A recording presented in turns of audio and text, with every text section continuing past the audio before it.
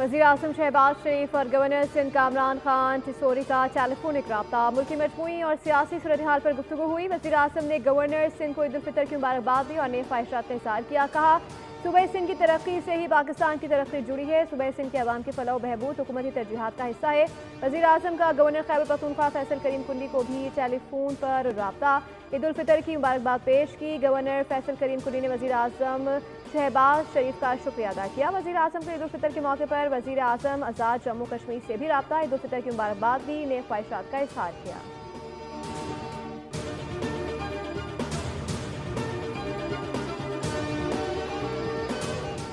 वफाकी वज़ीर दाखिला मोहसिन नकवी का ईद पर शुहदाए वतन को सलाम। शहीद कैप्टन मोहम्मद अली कुरैशी की रिहाइश का आमद। अहले खाना से मुलाकात में खराज अकीदत पेश।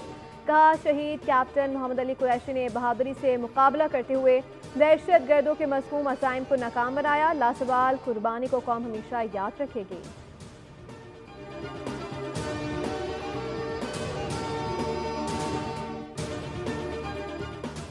ईद की खुशियां मातम में बदल गई। सुबह सिंध के जिला टंडवाला यार्ड में कार तेज रफ्तारी के बायस तसीर केनाल में जा गिरी। हादसे में 4 अफराद जाँ बहक हो गए।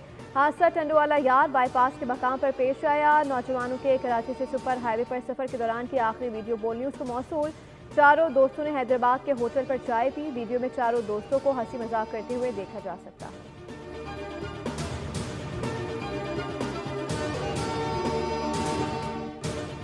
वज़ीर आज़म शहबाज शरीफ की हिदायत पर NTM की जानिब से म्यांमार में ज़लज़ला मुतासरीन के लिए इमदादी सामान की रवानगी। इस्लामाबाद इंटरनेशनल एयरपोर्ट से इमदादी सामान की बड़ी खेप रवाना कर दी गई। पाकिस्तान की जानिब से इमदादी सामान की पहली खेप में 35 टन इमदादी अशिया शामिल।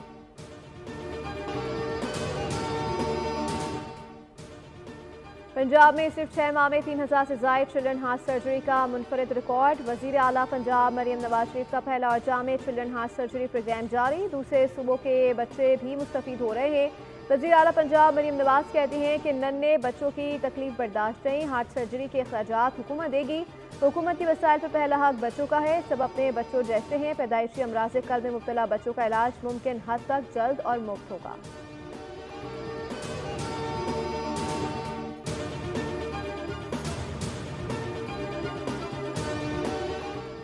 और सिंध में जहाँ जहाँ गैर कानूनी तौर पर मुकीम अफगानी हैं उन्हें निकालेंगे। नेशनल एक्शन प्लान के तहत पहले भी गैर कानूनी तौर पर रिहाइश पजीर अफगानियों को वापस भेजा गया। सूबाई वज़ीर तवानाई सिंध सैयद नासिर हुसैन शाह की बोलियों से खुसूसी गुफ्तगू। कहा कि सिंध हुकूमत अब भी वफाकी इदारों के साथ है। सिंध भर में इन इलाकों की निशानदेही कर ली गई है जहाँ जहाँ ये अफगानी मौजूद हैं।